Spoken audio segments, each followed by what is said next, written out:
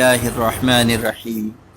میرے اور آپ کی بلکہ ساری دنیا کے سارے انسانوں کی دنیا اور آخرت کی کامیابی کو اللہ رب العزت نے اپنے پورے کے پورے دین میں رکھی ہے۔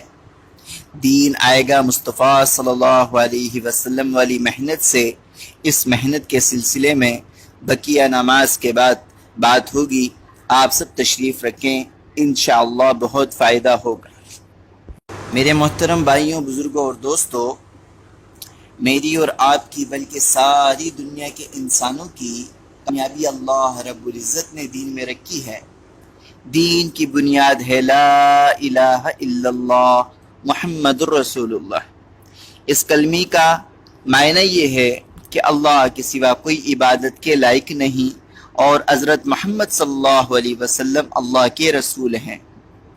اس کلمے کا مقصد اللہ سے سب کچھ ہونے کا یقین ہمارے دلوں کے اندر آ جائے اور مخلوق سے کچھ نہ ہونے کا یقین ہمارے دلوں میں آ جائے۔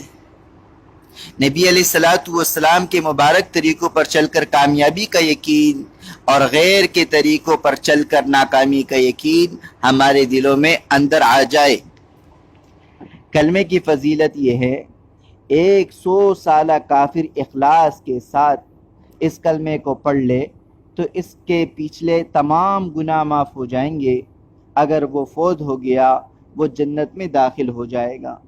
جب ہم نے یہ کلمہ پڑھا تو ہم پر اللہ کے تمام احکامات فرض ہو گئے، جن میں سب سے پہلے حکم نماز کا ہے۔ نماز دین کا ستون ہے، نماز مومن کی معراج ہے، نماز شیطان کا منہ کالا کرتی ہے، نماز میں نبی اکرم صلی اللہ علیہ وسلم نے آنکھوں کی ٹھنڈک بتائی ہے۔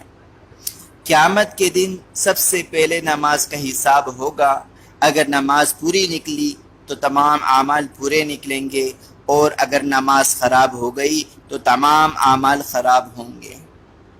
حدیث شریف کا مفہوم ہے، جو بندہ 5 وقت پابندی کے ساتھ نماز پڑھتا ہے، اللہ اس کو 5 طرح کے اعزاز و اکرام سے نوازیں گے، 1 دنیا اور 4 آخرت میں۔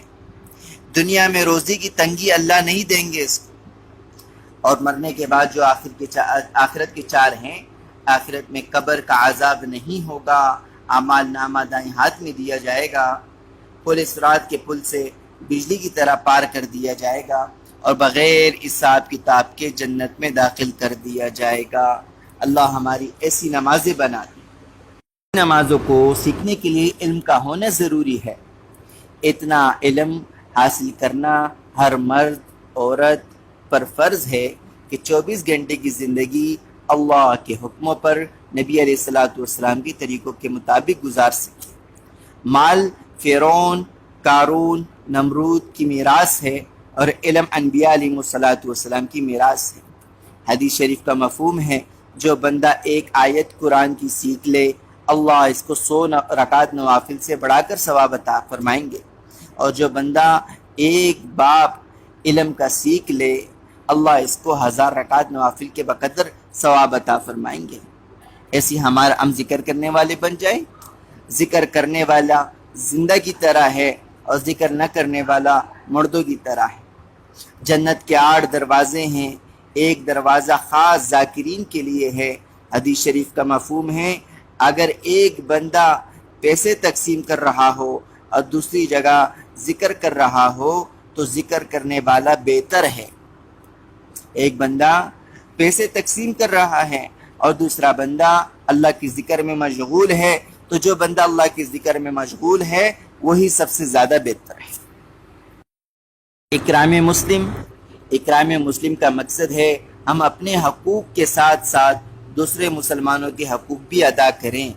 رسول اکرم صلی اللہ علیہ وسلم کی حدیث کا مفہوم ہے، مسلمان کی بیمار پرسی کے لیے جو بندہ صبح کو جاتا ہے تو شام تک 70,000 فرشتے مغفرت کی دعائیں کرتے ہیں، اور اگر شام کو جاتا ہے تو صبح تک 70,000 فرشتے مغفرت کی دعائیں کرتے ہیں۔ اسی طرح ہم چھوٹوں سے پیار کریں، بڑوں کی عزت کریں، علماء کی قدر کریں۔ رسول اللہ صلی اللہ علیہ وسلم نے فرمایا، جس میں 3 صفات نہ ہوں وہ ہم میں سے نہیں ہے۔ ہماری صحیح نیت ہو کہ نیت کہ صحیح نیت کا مقصد ہے کہ ہم ہر نیک کام اللہ کے لیے کریں، اللہ کی رضا کے لیے کریں۔ حدیث شریف کا مفہوم ہے اخلاص والے ہدایت کی چراغ ہیں، اس کی وجہ سے اللہ رب العزت بڑے بڑے فتنوں کو دور کرتے ہیں۔ ایک حدیث کا مفہوم ہے بنی اسرائیل میں کھیت آ گیا اور کھانے کو کچھ نہ ملتا، ایک بندہ ریت کے ٹیلے کے قریب سے گزر رہا تھا، اس نے دل ہی دل میں کہا اگر یہ آٹا ہوتا تو میں سب لوگوں میں تقسیم کر دیتا۔ وقت کے نبی پر اللہ کی طرف سے وحی آئی، اس بندے کو بتا دو کہ ہم نے تیرے نام اعمال میں اتنے ہی آٹے کا صدقہ کرنے کا ثواب لکھ دیا ہے۔ دل میں کہا اللہ نے اس کا فیصلہ کر دیا۔ تو تبلیغ کا مقصد ہم خود بھی نیک کام کریں اور دوسروں کو بھی نیکی کی دعوت دیں، خود بھی برا نہ کریں، دوسروں کو بھی برائی سے منع کریں۔ اس کام کے لیے اللہ کی طرف سے نبی آتے تھے۔ ہمارا یقین ہے ہمارے نبی حضرت محمد صلی اللہ علیہ وسلم اللہ کے آخری نبی ہیں، آپ کے بعد کوئی نبی نہیں آنے والا۔ یہ وہ نبوت کا کام اللہ رب العزت نے آپ صلی اللہ علیہ وسلم کی امت کی ذمہ داری لگا دی۔ اس وجہ سے اللہ رب العزت نے قرآن پاک میں اس امت کی تعریف فرمائی ہے کہ تم بہترین امت ہو، کیونکہ تم لوگوں کو بھلائی کی طرف بلاتے ہو اور برائی سے نیکی کا حکم دیتے ہو اور برائی سے منع کرتے ہو۔ اب میرے بھائی، قرآن کی اس آیت سے معلوم ہوتا ہے کہ تبلیغ کا کام صرف ثواب نہیں بلکہ ہماری ذمہ داری بھی ہے۔ اس کو سیکھنا بھی ہے اور آگے ساری دنیا تک پہنچانا بھی ہے انشاءاللہ۔ اس کو سیکھنے کے لیے بزرگوں نے ایک ترتیب بنائی ہے کہ 4 ماہ لگا کر اس کو سیکھ کر پھر زندگی بھر دوسروں کو سکھائیں۔ اس راستے کی فضیلت ہے میرے دوستو۔ اس راستے کا گرد و غبار جس کو لگے اس پر جہنم کی آگ تو درکنار، دھواں بھی حرام ہے۔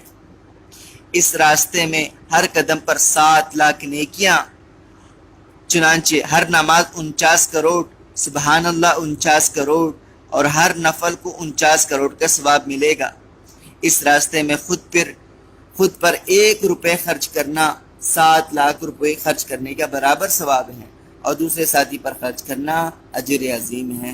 حدیث کا مفہوم ہے اللہ کے راستے میں ایک بالش ہجرت کرنے سے جنت واجب ہو جاتی ہے۔ اللہ کے راستے میں ایک صبح یا ایک شام دنیا کی دولت کمانے اور تمام دوسروں کا کاموں سے بہتر